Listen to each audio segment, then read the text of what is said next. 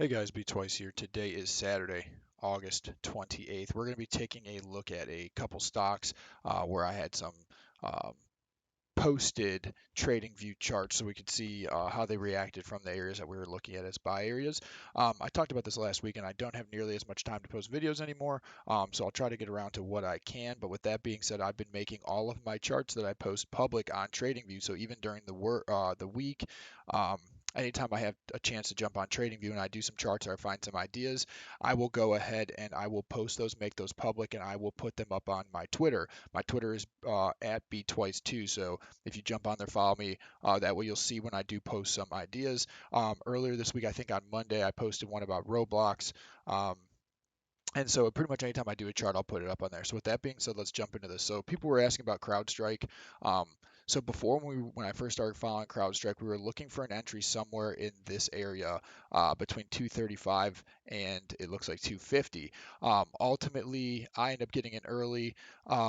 And then I basically said as long as we stay above this 227 or this like trend line, I believe, then I was basically saying, obviously the closer you can get in towards this trend line, the better it's going to be for you. Ultimately, I think we all know how this is about to unfold. CrowdStrike got added to the NASDAQ 100, so it did come down here. It went a little bit below this 38.2, so let's see what happens. We hit play on this, so you can see we came down. So we had a deep A. So originally when I drew this, I drew the A right here with this line. Ultimately, what ended up happening was we came down for a deep A, we popped up for a B, and we pulled down for our C. So we went lower than I expected, so it did go outside of the buy zone because it went beneath the 38.2. But notice how it had strong support right here at the 227 line. It hit that and it bounced off it hard. So anybody that got in at that level caught absolute bottom. Ultimately, we rallied from there. Now look where we're going. My price target for this stock was 290 a share this cycle wave 3 top. So we're getting close. So make sure that if you're playing options or whatever, um, you know, take profits take some stuff off the table just in case it does get rejected at the 290 mark. If you're trading commons, then it's a good idea at this point to move your stop loss up just to secure profits here because we are going to be getting very, very close to an algo sell target. So we might even see that hit this week. We could go up and see CrowdStrike hit 290.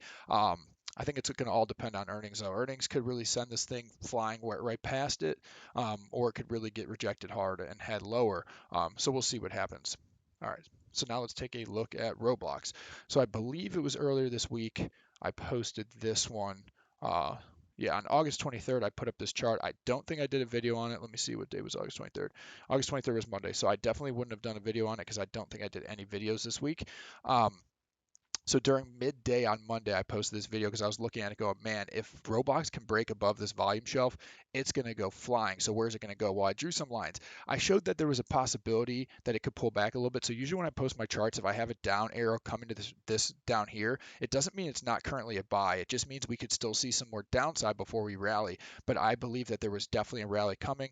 We have trend line support right here. We just need to break the point of control and this volume shelf, and from there we should go flying. So let's see how this one played out after I posted this chart. Bang. So literally after I posted this chart, the same day, I think within an hour, if I'm not mistaken, it didn't even withdraw, it didn't pull back at all. It just rallied. So where did it go? Well, it went up to the 100% extension, and that's where it hit resistance right at about that 90 a share. So what are we seeing right now? So this is the daily chart. Basically, we had a 5-wave move up for one, we pulled back for a two, and now we're in the process of a 5-wave move up that should take us to the mid to upper 90s. So this was a pullback to buy at the end of last week because basically it looks like what we're seeing is we possibly could have put in a 1, 2, 3 and pulled back for a deep 4, and ultimately we're going to have an impulse up for the wave 5, taking us to maybe 95 or so next week, or this could have been a 1 and a 2, and that we're about to be in a wave 3, a 3, and really get sent here. So with that being said, the dip buy on Roblox on Friday was definitely a dip to get in on because we should still be seeing 90 plus this week. I wouldn't be surprised if Roblox is sitting at 95 by next Friday. So that's how that one played out.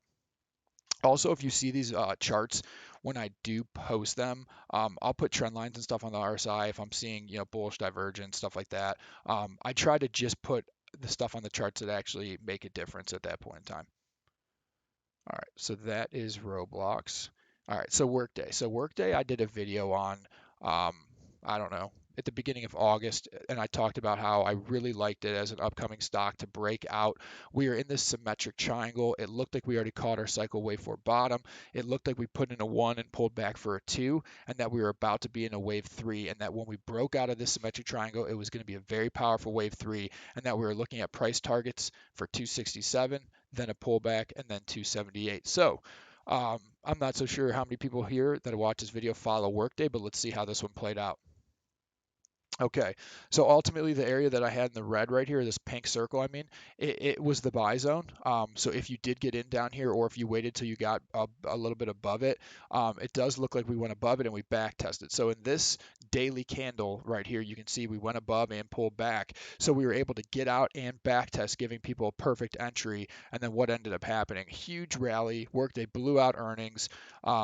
Big volume yesterday on this breakout. And where did we go? So we actually went above the 161.8. We got, I think, to 275 a share, and ultimately now we're pulling back. So there is a chance that early this next week we're going to start to see a little bit of this gap right here being filled as we pull back for our wave 4. Don't be surprised if we fill the entire gap, because look where that takes us. If coming all the way down for our wave 4 takes us to 250, that basically fills that entire gap. From there, we should see a rally to close to all-time highs, if not breaking all-time highs. So um, workday, huge gains on this guy. So we'll probably see a little bit of a pullback to start next week.